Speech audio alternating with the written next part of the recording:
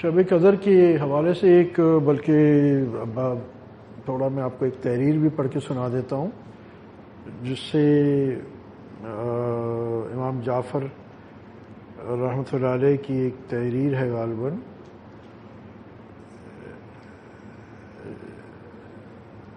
یہ میں پہلے پڑھ لیتا ہوں پھر آپ سے۔ عبد الرحمن صفوری کی کتاب منتخب النفائس میں لکھا ہے کہ سیدنا حضرت امام جعفر صادق رحمۃ اللہ علیہ نے فرمایا کہ رمضان حال کے 5ویں تاریخ جس دن ہو، آنے والا رمضان کی پہلی تاریخ اسی دن ہوگی۔ تجربے سے یہ بات درست نکلی۔ اس کتاب میں لکھا ہے کہ حضرت ابو الحسن خرقانی رحمۃ اللہ علیہ ہمارے سلسلے کے بہت بڑے بزرگ ہیں، یہ حضرت بایزید بستامی رحمۃ اللہ علیہ کے خلیفہ ہیں۔ ابو الحسن خرقانی رحمۃ اللہ علیہ فرماتے ہیں کہ جب میں بالغ ہوا اس حساب سے کبھی میری شب قدر فوت نہیں ہوئی۔ حساب یہ ہے، اب انہوں نے ایک حساب بتایا ہے کہ یہ چلا دیجیے گا اس لائن اس پہ بھی، کہ پہلا روزہ اگر پیر کا ہو تو شب قدر 21ویں شب ہوگی، پہلا روزہ ہفتے کا ہو تو شب قدر 23ویں شب ہوگی، پہلا روزہ جمعرات کا ہو تو شب قدر 25ویں شب ہوگی، پہلا روزہ منگل یا جمعے کا ہو تو شب قدر 27ویں شب ہوگی، پہلا روزہ بدھ کا ہو اور اتوار کا ہو تو شب قدر 29ویں شب ہوگی۔ تو اس سے یہ پتہ چلا کہ اس بار غالب گمان یہ ہے، حقیقت حال تو اللہ جانتا، مگر یہ بہت بڑے اللہ والے ہیں جن کا تو غالب گمان یہ ہے کہ اب جو کل کی شب آئے گی 27ویں، یہی شب قدر ہوگی۔ اور بھی کچھ اس طرح ایک بزرگ کی بھی بات پہنچی کہ انہوں نے پہلے ہی کچھ دن پہلے یہ بات آئی کہ فلاں بزرگ یہ فرما رہے ہیں کہ اس بار 27ویں کو ہوگی۔ ایک بات شب قدر سب سے پہلی چیز تو عائشہ رضی اللہ تعالی عنہ والی دعا ہے، وہ عمل ہے جو رسول اللہ صلی اللہ علیہ وسلم نے فرما دیا، ایک بات۔ دوسرا، اس کو جو عبادت، اس کے لیے کوئی مخصوص عبادت نہیں ہے، اس کے علاوہ جس چیز میں آپ کا دل لگے، جب نفل کے لیے دل لگے تو نفل پڑھیے، جب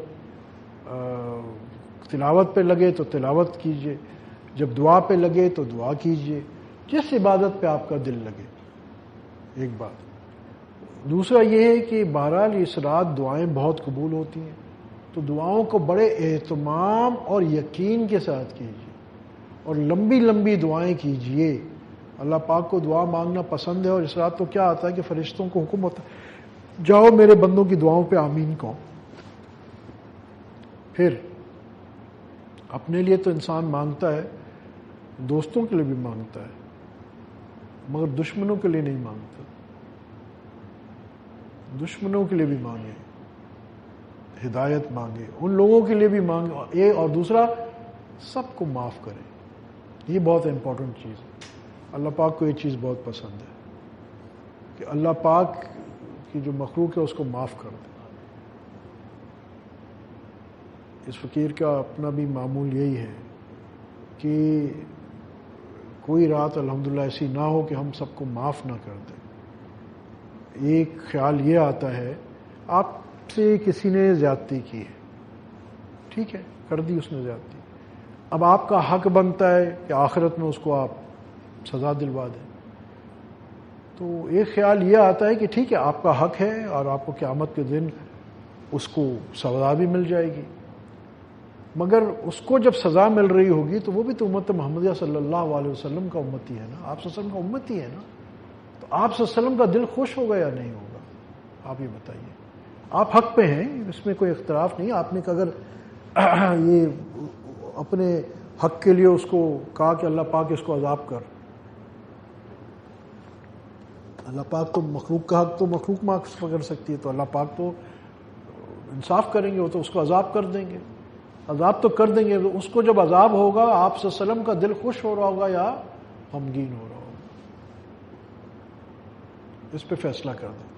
اگر آپ سمجھتے ہیں کہ آپ صلی اللہ علیہ وسلم خوش ہو رہے ہوں گے تو نہ معاف کریں، اور آپ سمجھتے ہیں کہ اگر آپ صلی اللہ علیہ وسلم کا دل دکھ رہا ہوگا تو اس نیت سے معاف کر دیں کہ میں رسول اللہ صلی اللہ علیہ وسلم کا دل دکھانا نہیں چاہتا۔ انشاءاللہ جب آپ یہ نیت کریں گے تو رسول اللہ صلی اللہ علیہ وسلم کی بھی خوشنودی ملے گی اور اللہ کی بھی خوشنودی ملے گی۔ اس کو عذاب ہو بھی گیا تو آپ کو کیا فائدہ. مگر جب آپ اس طرح معاف کریں گے تو آپ کے رفع درجات ہوں گے, آپ کو تقرب رسول صلی اللہ علیہ وسلم کا ملے گا, آپ کو تقرب اللہ. یہ اللہ کو پانے کے راستے ہیں. بہت مشکل ہے. دل پہ بعض اوقات لوگوں نے ایسی زیادتیاں کی ہوتی ہیں, برا بلا کہا ہوتا ہے, بدگمانیاں کی ہوتی ہیں, غلطیاں کی ہوتی ہیں, بالکل آپ کے ساتھ بڑی زیادتی ہوئی ہوتی ہے. تو معاف تو اسی کو کیا جاتا ہے جس نے زیادتی کی ہو. جس نے بھلا کیا اس کو تھوڑی کوئی معاف کرتا, اس کو تو معافی کی ضرورت نہیں ہے. تو اس نیت سے یہ بہت بڑا, دل صاف رکھیں, پوری امت کی طرف سے اپنا دل صاف رکھیں, لوگوں کو معاف کر دیں, اور پھر لوگوں کے لیے اگر کسی میں کوئی کمی کوتاہی ہے اس کے لیے دعا کریں, دشمنوں کے لیے دعا کریں, اللہ اس کو ہدایت دے دے, اللہ فلاں کو ہدایت دے دے. ہم تو کہتے ہیں یہود و نصارہ کو ہدایت دے دے, تو جو امت محمدیہ صلی اللہ علیہ وسلم کا چاہے کتنا ہی قصوروار, چاہے وہ کسی بیچاری, دیکھو نا وہ بیچارہ سمجھ نہیں رہا ہے کہ میں یہ جو غلط کام کر رہا ہوں, شراب پی رہا ہوں یا فلانا کام کر رہا ہوں یا لوگوں کو دھوکہ دے رہا ہوں یا لوگوں کا مال اگر وہ سمجھ جائے کہ میں کتنا بڑا اپنے لیے عذاب کما رہا ہوں تو کبھی کرے گا. یہ اللہ کا شکر ہے کہ اللہ نے ہمیں سمجھ عطا فرما دی, یہ اللہ کا کرم ہے. ہماری کیا عقل تھی کہ ہمیں سمجھ میں آئی, ہم نے نہیں پڑھا اکمال و شیعہ میں, سب اللہ کا فضل ہے. جس پہ وہ فضل کرتا ہے تو اللہ نے ہمیں فضل کر, ہم پہ فضل کر دیا, اور کچھ اللہ پاک نے اپنے فضل سے ہمیں یہ سمجھ عطا فرما دی. تو ایک میرے نظر میں تو اس شب قدر میں, اس لیلۃ القدر میں ایک جو کام سب سے پہلے کیا جائے وہ سب کو معاف کیا جائے اور عادت بنا لی جائے.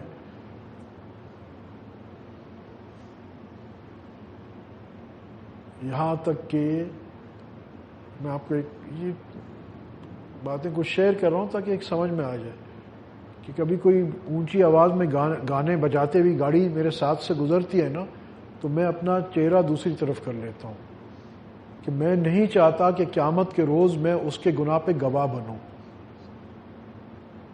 یہی ہوگا نا قیامت میں, پھر گواہ پیش ہوں گے نا, بھائی اس نے دیکھا, اس نے دیکھا, یہ برا کام کر رہا تھا تو یہ سب گواہ ہیں. تو میں آپ سے سب کی امتی پہ کیوں گواہ بنوں؟ دیکھو جس نے امت سے محبت کی, آپ صلی اللہ علیہ وسلم کو کتنی امت سے محبت ہے, اللہ کو اپنے بندوں سے کتنی محبت ہے. اور ہم جب اچھا یہ کام جو ہم کر رہے ہیں اللہ کی محبت, رسول صلی اللہ علیہ وسلم کی محبت میں کر رہے ہیں کہ بھائی اللہ پاک کو یہ چیز کتنی پسند آئے گی, آپ صلی اللہ علیہ وسلم کا دل خوش ہوگا. بس ہمارے لیے یہ کام, اس سے بڑا ریوارڈ ہے کوئی؟ محبوب صلی اللہ علیہ وسلم خوش ہوں گے.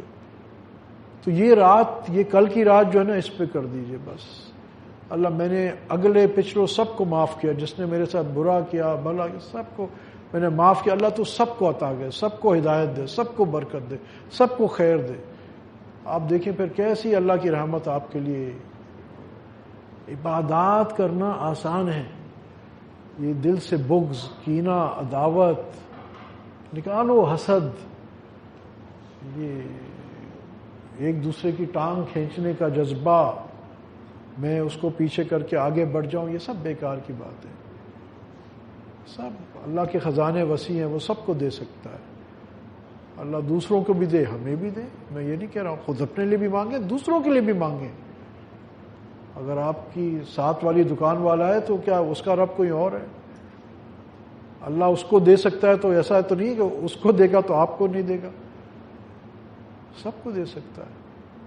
اس کے لیے بھی مانگیں, جس کو ہم کہیں گے نا کمپٹیشن. اپنی کمپٹیشن کے بھی ایک کیپٹلسٹک سسٹم ہے, وہ کہتے ہیں کمپٹیشن کو باہر کرو. پول کا برانڈ ہوتا تھا ایک آئس کریم کا, پتہ لوگوں کو شاید یاد بھی نہیں ہو, بہت بڑا برانڈ تھا, اور اس کو والز نے خریدا اور ختم کر دیا. یہ پہلے ایٹ اوے کر کے ایک برانڈ آیا تھا, اس کو فوڈ پینڈا نے خریدا اور خریدا اس واسطے کہ ختم کر دے, اسٹیبلش ہو رہا تھا. تو ایک یہ کیپٹلسٹ سسٹم کا ایک تھاٹ پروسیس ہے, کل دی کمپٹیشن. اور ایک مسلمان کا کہ میرے رب کے خزانے تو وسیع ہیں, وہ اس کو بھی دے مجھے بھی دے.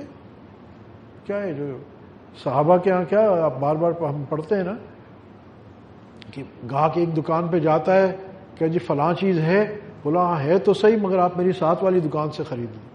وہ مطلب آپ کیوں نہیں دے رہے؟ کہتے جی میری تو آج صبح سے اتنی بکری ہو گئی، میرا کام چل گیا ہے، میرے بھائی کی دکان کی بکری نہیں ہوئی، آپ وہاں سے لے لیں، وہاں بھی آپ کو چیز مل جائے گی۔ اب بتائیے آج ہمارا یہ مزاج ہے، سوال ہی نہیں پیدا ہوتا، ہم ساتھ والی دکان پہ جانے بھی دیں، برداشت بھی کریں، اور اللہ دونوں کو دیتا ہے، کیونکہ دینے والی ذات تو اللہ ہے نا۔ تو یہ سمجھیے، یہ سب بیکار کی باتیں ہیں جو ہم نے اپنے خود، جس کی وجہ سے ہم خود بھی پریشان ہوتے ہیں۔ یہ جو ان نیسیسری کمپٹیشن ہر چیز میں، یعنی ہم نے وہ ایک ہی ہوتا ہے ہیلدی رش کرنا کسی چیز پہ، ہیلدی کمپٹیشن، جیسے رمضان کے بارے میں آتا ہے کہ تقابل کرو، ایک دوسرے سے خیر میں بڑھو، وہ ہیلدی کمپٹیشن ہے، وہ کسی کے اگینسٹ نہیں ہوتا، مگر ایک شوق ہوتا ہے میں اللہ کی تو اس سے بھی آگے بڑھ جاؤں۔ حسد نہیں ہوتا اس کو اوپر حسد نہیں ہوتا کہ فلاں ایسے کیوں کر رہا ہے، اس کو صرف اتنا ہوتا ہے کہ یہ ماشاءاللہ اتنا اچھا کر رہا ہے، میں بھی کوشش کروں اسے آگے بڑھ جاؤں۔ تو یہ کمپٹیشن تو انکریجڈ ہے۔ تو ایک چیز کیا ہے کہ ہم سب کو معاف کر دیں، دوسرا یہ ہے کہ اپنے اندر یہ مزاج بغض کا، حسد کا، دوسروں کو پیچھا کرنا، دوسروں کو نیچا دکھانا، اپنے آپ کو افضل ظاہر کرنا، عزت یاد رکھنا اللہ پاک کہتا ہے عزت اللہ رسول اور مومنین کے لیے۔ تو بات ہے کہ جس نے اللہ کے لیے اپنے آپ کو نیچا کیا، اللہ اس کو عزت عطا فرماتا ہے۔ ہوتا بھی ہے، آپ دیکھ لینا بہت سارے لوگ جو جھوٹی عزتوں کے دعوے دار ہوتے ہیں، منہ پہ ان کو سلوٹ مارتے ہیں اور پیچھے گالیاں دیتے ہیں، خود میں نے دیکھا۔ ایئرپورٹ پہ بیٹھے ہوئے تھے، کوئی بہت بڑا گورنمنٹ کا عہدیدار منسٹر ایک، وہ آیا ادھر ادھر، وہ بھی وہیں بیٹھا ہوا تھا، جو کاؤنٹر پہ تھے وہ آپس میں بات کر رہے تھے، ارے اس کو تو اس کیس میں، اور ہے وہ اسمبلی کا ممبر اور فلانا، سامنے سب اس کو سلوٹ مار رہے ہیں۔ یہ کیا عزت ہے؟ جھوٹی عزت ہے نا، اور ہم اس پہ جھوٹی عزتوں پہ خوش ہو رہے ہیں۔ تو ہم سچی عزتوں پہ جائیں، اللہ کو راضی کر لیں، اللہ آپ کو اور مخلوق کے لیے دل صاف کر لیں، کسی کے لیے دل میں کوئی برائی، کوئی بغض، کوئی، دیکھو ویسے بھی کیا ہے، وہ کہتے ہیں جب ایک آدمی دعا کرتا ہے کسی کے لیے تو فرشتہ کہتا ہے کہ ہم کہتے ہیں اللہ میرے فلانے بھائی کو یہ خیر دے دے، تو فرشتہ کہتا ہے میرے خیال وَلَكَ ذَلِكَ مِثْلُكَ، وَلَكَ ذَلِكَ مِثْلُكَ، کہ اللہ تجھے پہلے دے یہ چیز۔ اسی طرح ہم کسی کے بڑے بد دعا کریں گے تو فرشتہ دعا کرے گا اللہ پاک پہلے اس پہ یہ برائی آئی، تو کیوں کیا ہمیں ضرورت ہے برائی لینے کی، فرشتے کی بد دعا لینے کی؟ کیوں نہ ہم سب کے لیے خیر مانگیں؟ تو جب دوسروں کے لیے خیر مانگیں گے، ہمیں ڈیفالٹ یہاں بھی خیر ملے گی، آخرت میں بھی خیر ملے گی۔